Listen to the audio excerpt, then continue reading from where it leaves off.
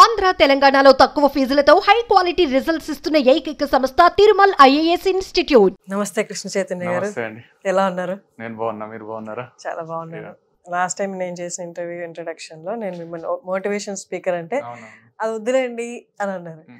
ఇప్పుడు ఏంటి motivational speaker అనేది వద్దు అనడానికి కూడా సేమ్ నేను చెప్పిన రీజనే. అది కొద్దిగా నాకే ఇబ్బందిగా ఉంది, అంటే అందరిని మోటివేట్ చేయడం అది ఇంపాసిబుల్ అనిపించింది.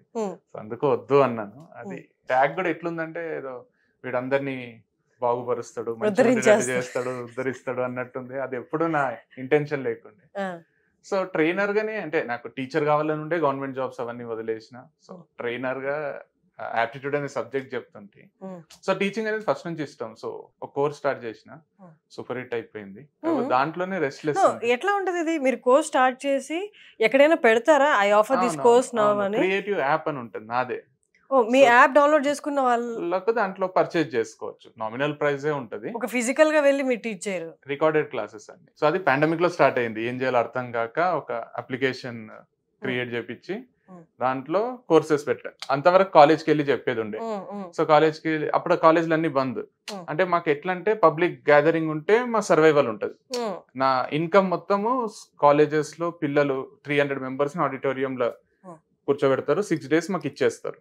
సో 6 days ఇక ఆ పిల్లలు మా బాధ్యత.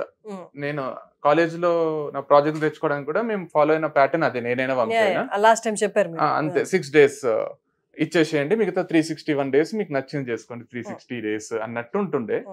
సో పాండమిక్ వచ్చినాక అది కుదరలేదు కాబట్టి అప్లికేషన్ క్రియేట్ చేసి దాంట్లో మొత్తం కోర్స్ ని రికార్డ్ చేసి పెట్టేయడం. అట్లా ఆప్టిట్యూడ్ తెలుగులో, ఆప్టిట్యూడ్ ఇంగ్లీష్ లో అయిపోయింది. కొత్తగా ఇంగ్లీష్ స్టార్ట్ చేసిన. యాప్ డౌన్లోడ్ చేసుకుని దే హావ్ టు సబ్స్క్రిప్షన్ ఎలా ఉంటుంది? డౌన్లోడ్ ఫ్రీనే, దాంట్లో కోర్స్ కి చార్జ్ ఉంటుంది. మీ క్వాలిఫికేషన్ ఏంటి? నేను MBA డిస్కంటిన్యూ చేసిన. JNTU లో మన కుకట్పల్లి JNTU క్యాంపస్ లో వచ్చింది. క్యాట్ రాస్తే పర్సెంటైల్ 98% వచ్చింది. 99 పాయింట్ రావాలి మనకు, IIMs లో రావాలి. అప్పుడు 6 ఉండే నేను రాసేటప్పుడు. సో క్యాట్ లో క్లియర్ చేయలేదు. తర్వాత ఐసెట్ రాసిన, మన ఏపీ తెలంగాణ కంబైన్డ్ ఉండే. ఐసెట్ లో మంచి ర్యాంక్ వచ్చింది, నాకు తెలిసి డబుల్ డిజిట్ ర్యాంక్ వచ్చింది, 83 84. ఏది ఉస్మానియా అండ్ JNTU రెండు ఉండే, కానీ ఉస్మానియా ఆల్రెడీ నిజాం కాలేజ్ లో చదివినా. నిజాం అండ్ ఉస్మానియా సేమ్ ఉంటాయి, వైబ్ అంతా సేమ్ ఉంటది. సో JNTU పాష్ ఉంటది, కొంచెం మోడర్న్ ఉంటది అని దాంట్లో JNTU జాయిన్ అయినా. ఫస్ట్ సెమిస్టర్, సెకండ్ సెమిస్టర్ అయిపోయింది. థర్డ్ సెమిస్టర్ రాసేటప్పుడు సెకండ్ ఇయర్ లో ఉన్నప్పుడు నాకు జాబ్ వచ్చింది బ్యాంక్ లో, అసిస్టెంట్ మేనేజర్ గా జాబ్ వచ్చింది. జాయిన్ అయినా. ఆ తర్వాత గ్రూప్ 1 సర్వీస్ రిజల్ట్స్ వచ్చినాయి. అది ముందే రాసిన, కానీ అది లేట్ అయిపోయి రిజల్ట్ లేట్ వచ్చింది. అప్పుడు గ్రూప్ 1 సర్వీస్ లో జాయిన్ అయినా. ఇది తర్వాత గ్రూప్ 1 CTO నేను CTO గా చేసిన. నా జోస్టాక్స్ లో 2019 లోనే నాకు తెలియదు. CTO గా చేసిన తర్వాత రిజైన్ చేసి దీంట్లోకి వచ్చిన ట్రైనింగ్ లోకి. ఎన్నేళ్ళు చేశారు? నేను 6 months. అది 17 weeks బ్యాంక్ జాబ్. ఇది 6 months. 6 కూడా కాదు, 5.5 months అని.